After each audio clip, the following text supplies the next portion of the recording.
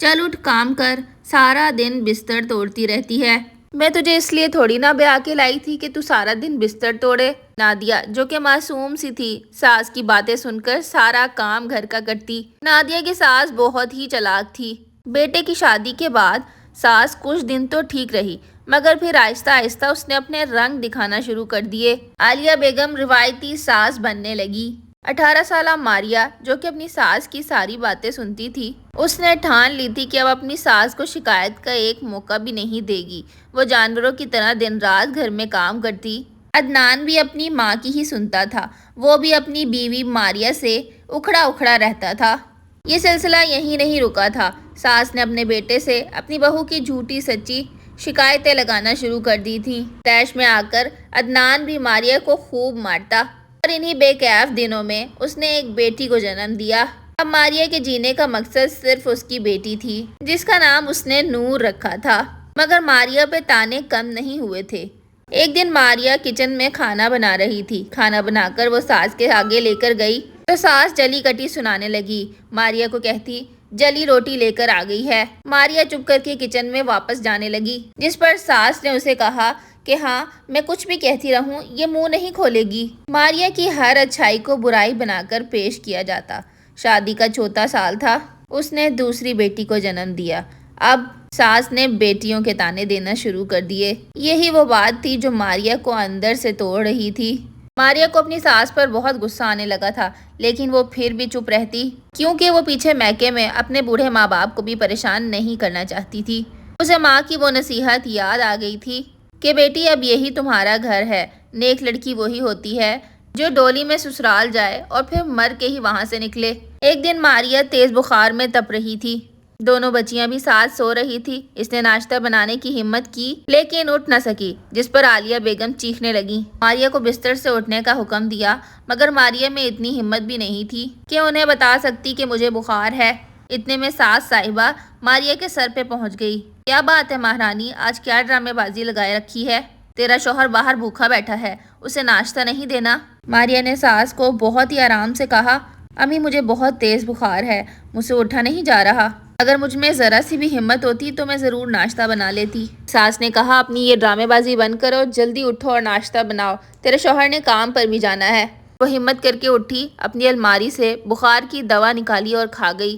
وہ دوا اس نے خالی پیٹ ہی نگل لی، اور نہ جانے وہ دوا وہاں پر کب سے پڑی تھی۔ وہ دوا کھانے کے تھوڑی دیر بعد اسے الٹیاں شروع ہو گئیں، مگر ساس کو اس کے اوپر پھر بھی ترس نہ آیا۔ اس نے ماریہ کو بہت باتیں سنائی اور پھر اسے بالوں سے پکڑ کر کچن میں لے گئی۔ پیچھے دونوں بچیاں روتی رہیں۔ ساس نے حکم سنایا کہ جب تک کھانا نہ بن جائے تو باہر نہ آنا۔ ماریہ بالکل بے سود تھی، وہ وہیں کچن کے ایک کونے میں جا کر بیٹھ گئی اور اس سے کوئی کام نہیں ہو رہا تھا۔ بیٹھے بیٹھے اس کی دوبارہ سے آنکھ لگ گئی۔ اتنے میں ساس دوبارہ آئی۔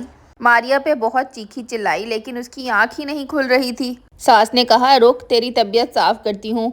وہ صحن سے ایک موٹا سا ڈنڈا اٹھا کے لائی اور ماریہ کو اس سے مارنا شروع کر دیا۔ اتنا مارا کہ اس کے سر سے خون بہنے لگا، لیکن اس بے حس عورت کو ابھی بھی اس کی کوئی پرواہ نہیں تھی۔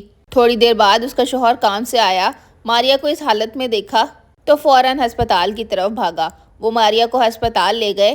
اب ساس اندر ہی اندر دل میں ڈر رہی تھی کہ اگر کہیں اس کو کچھ ہو گیا تو اسے پولیس پکڑ کر لے جائے گی۔ ماریہ کا علاج چل رہا تھا۔ ہسپتال والوں نے کہا یہ پولیس کیس ہے، پولیس کو لازمی بلانا پڑے گا۔ ماریہ کا شوہر بھی گھبرا گیا۔ وہاں پر پولیس آئی۔ پولیس نے ماریہ کے ہوش میں آنے کا انتظار کیا اور ماریہ سے ساری بات پوچھی۔ ماریہ یہ سارے ظلم سہ سہ کر تھک چکی تھی۔ اب اسے اپنے بچیوں کے لیے اچھا مستقبل چاہیے تھا۔ اس نے جو ہوا صاف صاف پولیس والوں کو بتا دیا۔ اس کے بعد پولیس والوں نے ماریہ کی ساس اور ماریہ کے شوہر دونوں کو گرفتار کر لیا۔ اب وہ دونوں ہی جیل کی سلاخوں کے پیچھے ہیں۔ ماریہ اس گھر میں اپنی بچیوں کے ساتھ اکیلی رہتی ہے۔ اب اس کی بچیاں اسکول جانے والی ہو گئی تھیں۔ اس نے گلی محلے کے بچوں کو گھر میں پڑھانا شروع کر دیا تھا۔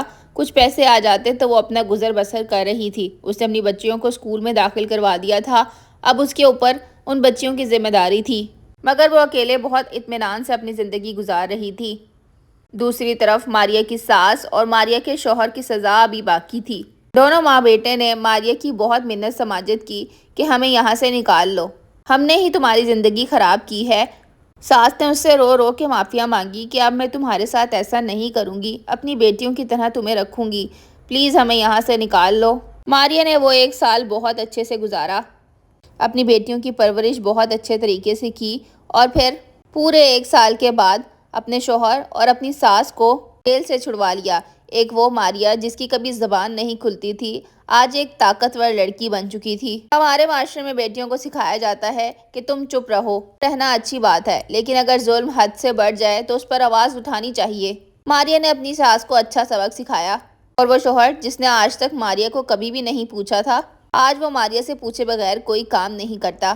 ہمیں چاہیے کہ ہم جیسا سلوک اپنے بچوں کے ساتھ کرتے ہیں، آنے والی بیٹیوں کے ساتھ بھی ویسا ہی سلوک کریں۔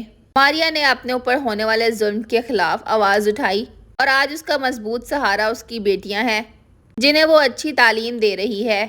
اب ماریا کی سوچ یہی ہے کہ وہ اپنی بیٹیوں کی شادی اچھی جگہ کرے گی، جہاں پر ان کی عزت کی جائے، اور اس نے اپنی بیٹیوں کو بھی یہی سکھایا ہے کہ اپنے اوپر ہونے والے ظلم کے خلاف آواز اٹھائی جائے۔ اس نے اپنی بیٹیوں کو یہ بھی سکھایا کہ عورت مضبوط ہے، اگر وہ اپنی کرنی پر آ جائے تو اس کی بنیاد کوئی بھی نہیں ہلا سکتا۔ دوستو، آپ کو یہ کہانی کیسی لگی؟ مجھے کمنٹ باکس میں ضرور بتائیے گا، اور بیٹیوں کے لیے کوئی اچھی سی بات ضرور کیجیے گا۔ میرا چینل آپ لوگوں سے گم نہ ہو جائے تو اس کو سبسکرائب بھی کر لیں۔ ملوں گی اپنی نیکسٹ ویڈیو میں۔ اللہ حافظ۔